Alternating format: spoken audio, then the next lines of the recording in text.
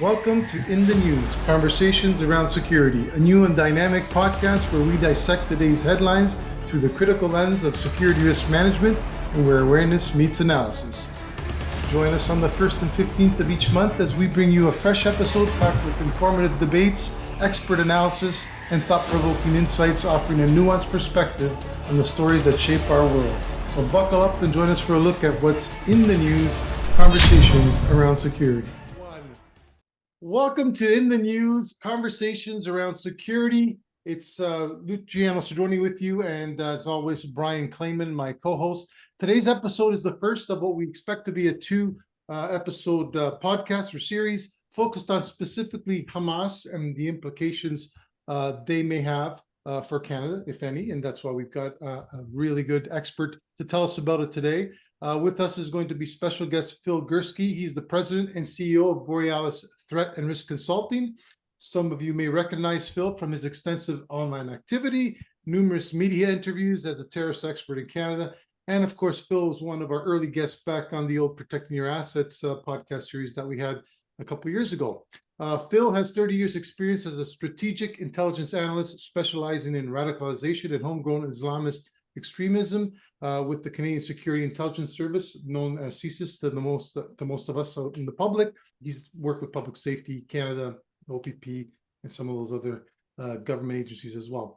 He's also written 6 books, and the latest of which is titled The Peaceable Kingdom. You can find that online or on his website or on his LinkedIn profile, pardon me. It is a history of terrorism in Canada from Confederation to the present. And he talks about while Canada has not been menaced by terrorism, like some countries have, it is not immune. And that's really what we're going to be getting into today. You can find Phil on LinkedIn, and we will post his details on our podcast with his background and credentials as well for you to look into afterwards. So with that said, welcome, Phil. Welcome, Brian. Any opening hellos or comments you want to make? Start off. Luke, it's great to be back. It's great to have Phil with us as our guest. He's just a wealth of knowledge. This is going to be an interesting topic. It's certainly in the news, and there certainly is an nexus to security in our day-to-day security operations in Canada. So I'm excited to get into it. Phil? Yeah, thanks, Luke and Brian, for having me back on the podcast. The fact that you're having me back I guess, means I didn't completely screw up the first time. So I'm looking forward to talking about what you say is a very important issue, and I think one that's largely misrepresented in the Canadian media. Well, I'm excited because I'm tired of talking to Brian, so it's nice to have another intelligent person to talk to. Another intelligence. You're giving Brian at least he's saying he's intelligent. That's good. Yeah, I heard that also. Are you okay? I must be drinking. What's wrong? That didn't go the way I expected it to go, but let's plod on. All right, so before we get into the actual discussion, I think it's important for me to give our listeners a sort of Cole's notes on what Hamas is, who they are. There's a lot of stuff out there, as you can imagine, in the press. So I'm going to it's about 2 paragraphs of background information, and I'm going to turn it over to Brian to kick off. They're essentially a charity, right? They're just a group of yes, much like the Hells Angels. They're very good people, as long as they're your neighbors. They're the Salvation Army and guys. That type. Okay, yeah. All right, so for those of you who don't know and have been living under a rock or something, Hamas is a Palestinian nationalist Islamist movement that was founded in 1987. It's dedicated to the establishment of an independent Islamic state for Palestine. It opposed the secular approach of the Palestinian Liberation Army. You may remember Yasser Arafat and the PLO back in the day. So they opposed what the PLO was trying to achieve for an Israeli-Palestinian sort of cohabitation or dual state, and rejected attempts to cede any part of Palestine, instead embracing the use of violence, including acts of terrorism, as a means to achieve its goals. Over the years, it has conducted numerous attacks in Gaza and Israel, the latest of which being, of course, October 7th, the surprise attack against Israel. And I want to give some details on here because I think it's important to understand that this isn't just your regular terrorist group. The surprise attack ended up with some 1,200 Israelis being killed, 240 taken prisoner. The attack was coordinated between land, sea, and air resources, including some 1,500 militants, 2,200 rockets launched within a 20-minute time span, breaching of the Israeli border and some high-tech fortifications using explosives, bulldozers, disabling communications networks for nearby military posts, helping them to conduct those attacks. And to me, it indicates a level of complexity that we haven't seen from this type of group before, and that should be concerning. Those stats are from the Britannica.com. For those who are interested, I like to reference my sources. And according to a recent statement by the FBI Director, Christopher Wray, the actions of Hamas and its allies will serve as an inspiration for terrorist threats to the U.S. and the West, the likes of which we haven't seen since ISIS launched its so-called caliphate several years ago. So getting back to sort of what we're going to be talking about today, our Canadian Prime Minister and some of the responses from Canada haven't exactly been received well by either side. Initially, Justin Trudeau sort of condemned Netanyahu and the Israelis for being overly aggressive and killing babies. As I recall, one of the press conferences, he had to backpedal pretty quickly on that. And he has had a number of occasions where sort of trying to speak to both sides of the conflict, trying to appease the Jewish Israelis, and then at the same time not necessarily, condemning Hamas for their atrocities since those attacks. So really, what I want to direct us to and sort of kick off today's conversation is, we've seen the protests in Canada, we've seen them across the West. They've been getting increasingly large and more violent, as we've seen in the last couple of weeks, in particular in Toronto. So I'm going to turn over to Brian first, but my initial thoughts for you, Phil, are how serious is the threat of Hamas for Canadians? I don't think they've ever had an attack outside of the Israeli Gaza Strip, but that doesn't mean they don't have sympathizers here and associates, affiliates that might be inspired by what's going on and cause problems for Canadians. So Brian, that's what I'm going to turn over to you. I'm done talking and I'm going to listen. I've got nothing to add. I think you set this up really well, and maybe over to Phil. Phil, start off by correcting anything that Luke may have said was wrong, but over to you, sir. Sure. Okay. Well, that's a good introduction, Luke. I mean, you really set the stage for this, and a couple of facts need to be made. I'm always a big believer in data, and I'm a big believer in using corroborated information from different sources. That's what I did in Intel for more than 32 years. So let's start with some primary data that we have to accept as real and as legitimate before I can move on. Okay, number one, Hamas is a listed terrorist entity in Canada. Now, what that means is that after the 9/11 attacks, Public Safety Canada established a list of groups it considers to be terrorist in nature, as defined by Section 83.01 of the Criminal Code. That list was actually made up by CSIS. I was at CSIS at the time. I actually wrote the first Al-Qaeda listing back in the spring of 2002. So we used intelligence and open source information because the list is public. It's not a secret list. It's available on the Public Safety Canada website.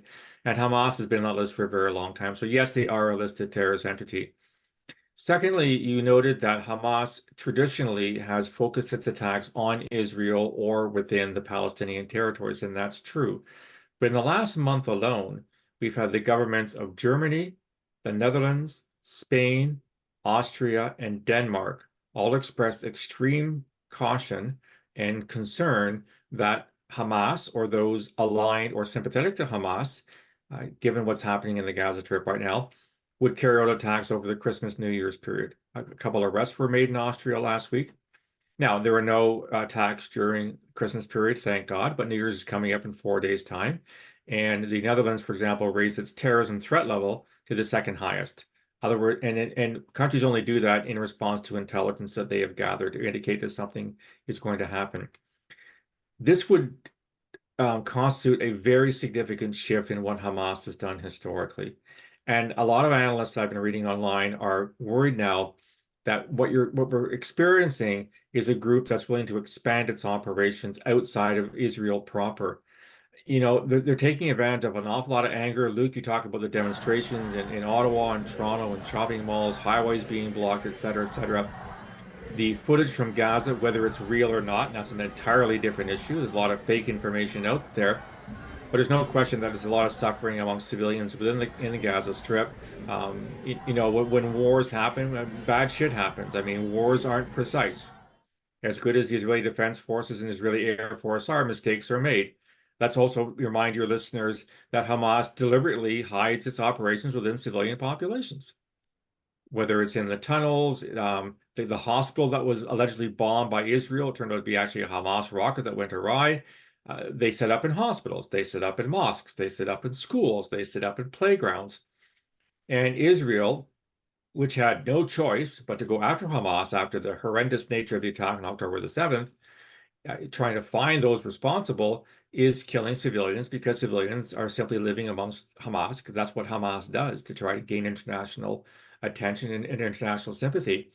So what's happening is that the fears are that this is now going well beyond, as I said, the traditional borders of Hamas activity. We know that Hamas raises funds internationally, including here in Canada. We know that Hamas has supporters. And there seems to be this confusion, despite the fact that Canada lists Hamas as a terrorist entity. A lot of people see them as a resistance force, which is actually kind of ironic because the M in Hamas in Arabic stands for resistance. Okay. Hamas stands for Al-Harakat al-Muqawamat al-Islamiyya, the Islamic Resistance Front, essentially, or movement in Arabic. And people are basically trying to pretend that Hamas are freedom fighters. And I think what's happening now is that people are willing to ignore the fact that Hamas is a terrorist group because of they're taking the side of the Palestinians. And to me, one of the most worrisome slogans that's being used by a lot of people is that Palestine shall be free from the river to the sea. If you look at a map, that means Israel disappears. There is no Israel.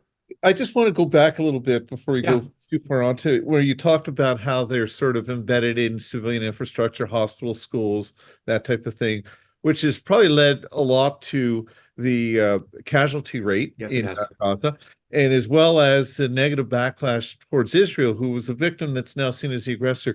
How much precedent or unprecedented is it in global conflict in the last 100 years where you've had an adversary do what Hamas has done tactically? It's an incredible attack. I mean, people have said that you look on a per capita basis, the attack on October 7th is well beyond what happened on 9/11 back in the United States and Washington and New York, in terms of, the number, the deaths in proportion to your population. This was planned years in advance. And there are those calling it an intelligence failure. I don't go that far because the intelligence actually was there. It was ignored. In fact, I just put a message out on X that the Shin Bet, which is basically the Israeli version of CSIS, had a source telling them about what Hamas was planning, but for whatever reason, the message wasn't passed on or wasn't believed. People believe that Hamas had basically downed its tools. And as I keep telling people, and I got into an argument with somebody on X just today, never count out terrorist groups.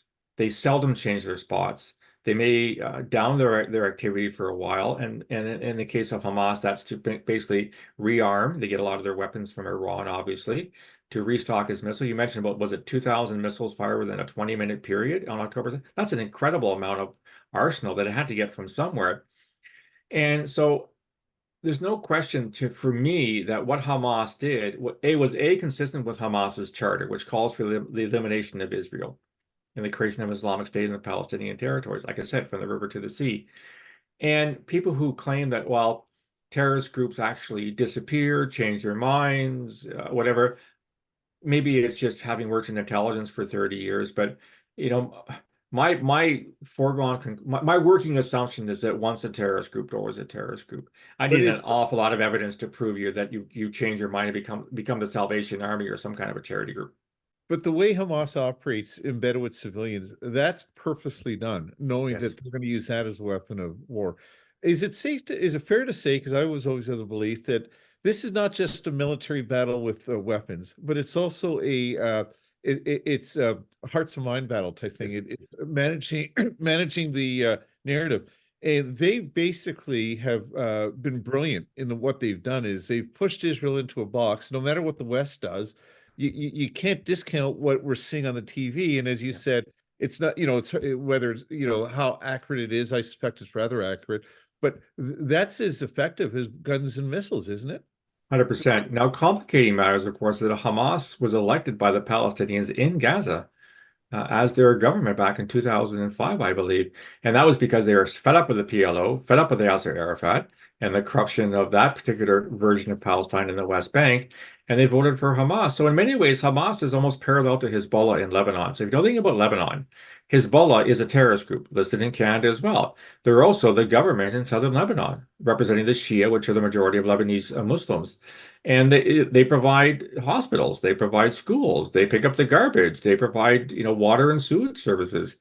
And so, yeah, they are basically intertwined with the population. And I'm sure the things that Hamas is doing on a purely civilian infrastructure level that is welcomed by the Palestinians. But also, we'll note that Hamas's popularity in the West Bank, which was never very high historically, has quadrupled since October the 7th. So yes, they've already won the propaganda war, Brian. I mean, because of the footage we're seeing from Gaza, the little babies all bandaged up, the orphans, the dead bodies.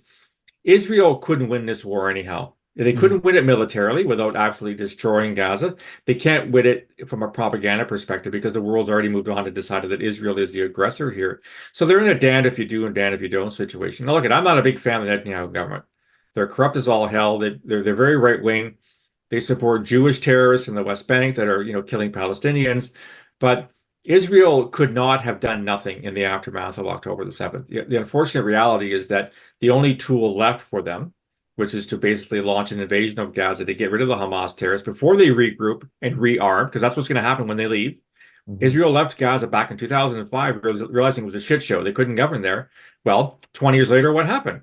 We had the attack on October the 7th.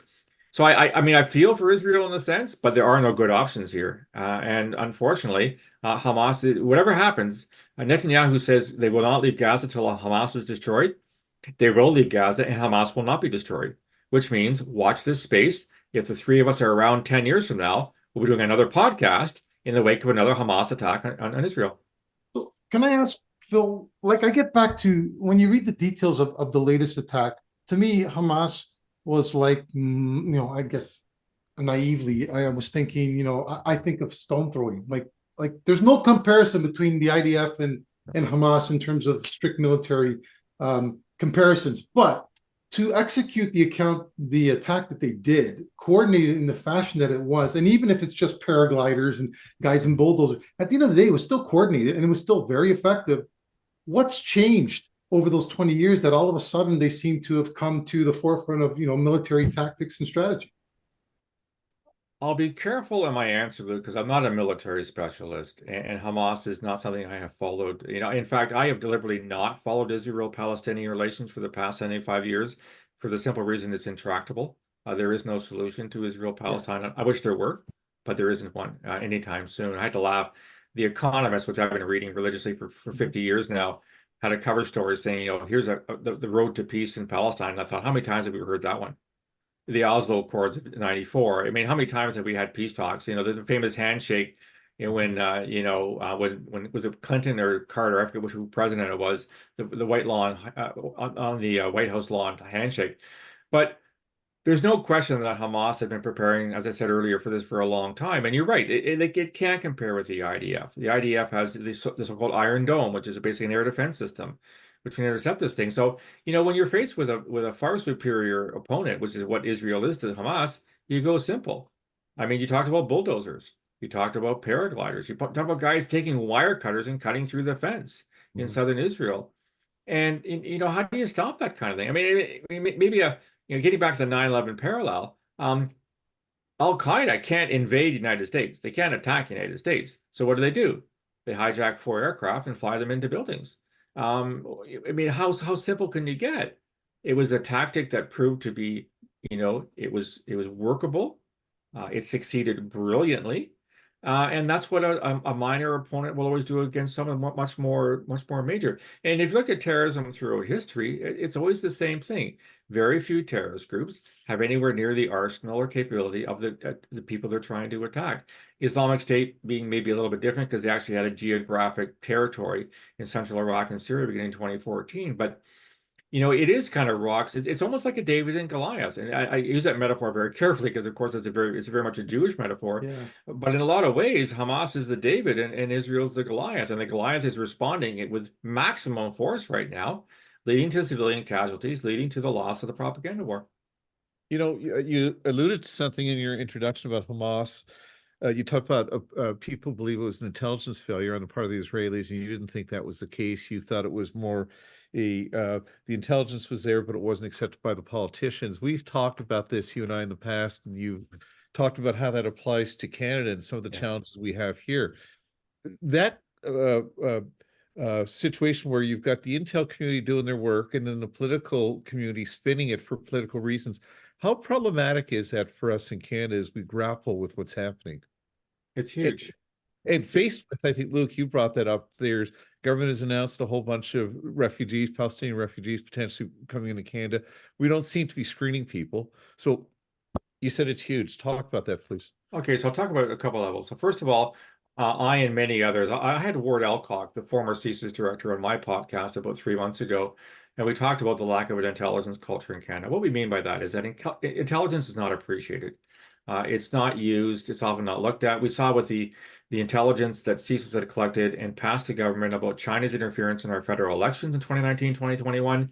We had the then Minister of Public Safety, Bill Blair, former chief of Toronto Police, who should know what intelligence is, saying he didn't bother reading his inbox on what he was getting from CSIS. So when you've got an ex-cop who's reportedly the top guy in the country on national security, who doesn't give a rat's hindquarters about, threats to our federal elections, what does that tell you about the government?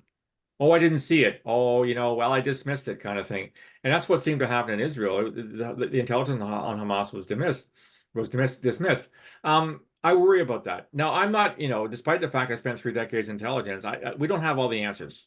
We have part of the picture. And we realize too, as intelligence organizations, there are other considerations. And you mentioned, Brian, political. These things are complicated. We have a relationship with China.